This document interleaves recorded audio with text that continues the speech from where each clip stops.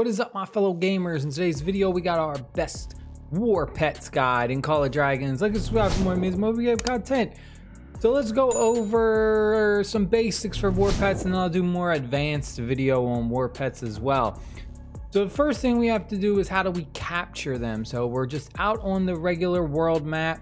What we're going to do is we're going to go to the search area, and we're going to see where it says beasts. So they have a whole tab specifically for the war pets. We're going to click that tab, and then we're going to have another area where we can kind of specifically search for which type of war pet we are looking for. We got a whole bunch of different ones down here.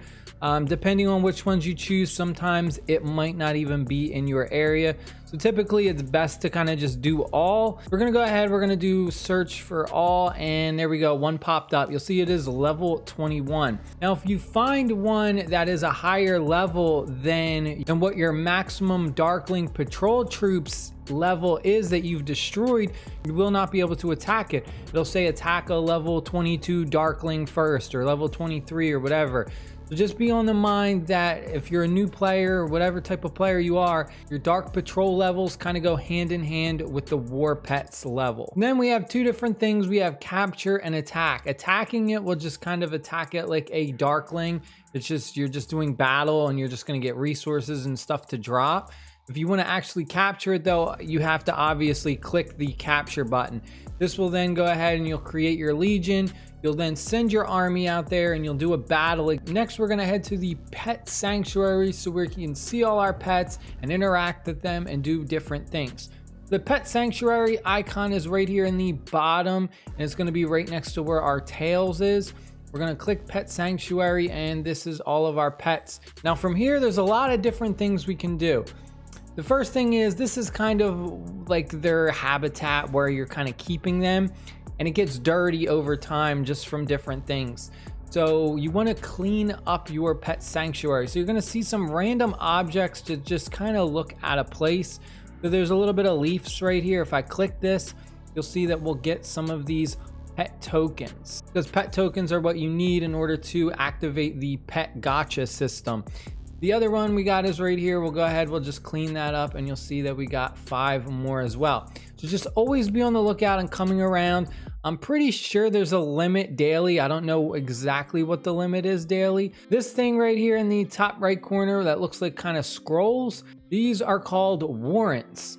Now, catching war pets requires you to spend a certain amount of warrants, which is pretty much 1-to-1. So every time you go ahead and you catch a war pet, it costs 1 warrant. Initially, when you first start off, you're only going to be able to do this twice a day. First thing you want to do is upgrade your warrants maximum capacity. So that way we're able to capture more war pets. Because a lot of the war pets is RNG, trying to get the best skills, trying to get the best drops, merging them. There's a lot of just grinding war pets and capturing them over and over again until you get really strong legendary ones. So what we need to do in order to increase our capacity is we're going to back out of here.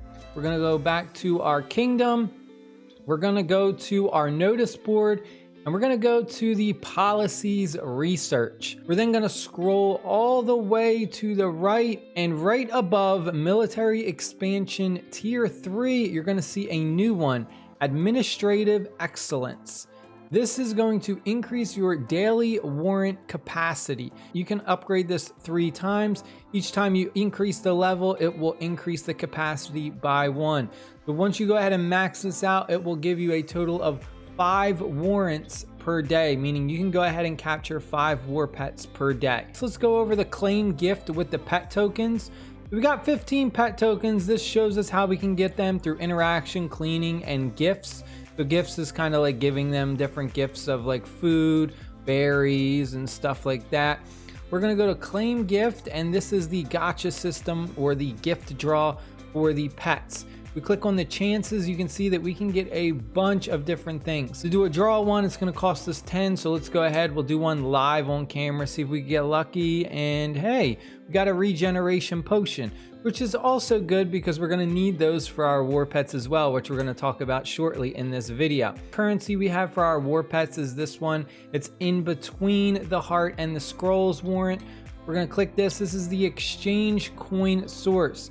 There's really not a whole lot of ways to get these. These are pretty scarce. You can purchase them from the pet exchange, or you can gain them from selling skill cards on the pet exchange. So if we want to purchase them, we'll go over and you'll see that it's going to cost us real world money to go ahead and buy these. And the other way to get them is to sell them on the market. So this is kind of like a live player to player market where you buy and sell skill cards with other live players, and you'll see kind of like an increase or decrease in the cost of these depending on the supply and demand. I currently do have one pet skill card and I can sell it if I want. You'll see that it says 40, but if I sell it, it's gonna only be for 32. We have an 80% price multiplier. And if we click the question mark, you'll see that prices are stable. To sell this item, we have to offer it at 80% of its original price. Now, when the prices start to get crazy, you actually cannot sell it. So if we click on the little exclamation mark right under transaction records, it'll give us a breakdown of what happens with this market. If the previous day's prices increased by 10%, items must be purchased at 1.3 times their price the next day. However, if the previous day price increased by 30%, then no items can be purchased the next day. So that's very, very important to keep in mind. The same thing works with if the price decreases by 30%. The other important thing to take mind of is that if we take a look where it says seasonal purchase with a question mark, we click that question mark, you are limited in how many of these you can go ahead and buy. They are seasonal purchases. So for the entire season, we can purchase 3-star War Pet skill cards, and then we can purchase 5 2-stars. For the 1 stars, it says available unlimited, and for 0 stars, available unlimited. So there is a limit, so just pay attention on which ones you decide to buy for those 3 stars. For our regenerate, you'll see that we are going to need these regeneration potions. Now, the main reason to do this is you're going to be re-rolling all of these stats, and these stats determine how strong the skills are. So the higher our base attribute intelligence is, the stronger this specific skill is going to be. For this one, it says determined by intelligence, and this one is determined by strength. Let's go ahead and let's re-roll this epic one for demonstration purposes. So I'll go ahead, I'll click regen with some different rolls for our base attributes. We can save this, or if we get really bad stuff, then we can just kind of not do it and just click the X and not transfer it over. For this instance, this looks pretty bad. You'll see that we went from 3 skills to now only 2 skills. And we also had pretty much a decrease in every single base attribute. And you'll see that the quality even went down from an epic to advanced. As for skills, if we do click on the skills button, we can add one of the skills that we have to our war pets. I do have this hit weakness one. We can go ahead and click it. I think I can then click learn, and you'll see that it's going to transform it from this one to this one. So it says hit weakness replaced super fierce attack. Now this is where the RNG is involved because it's completely random. You don't know what it's going to replace.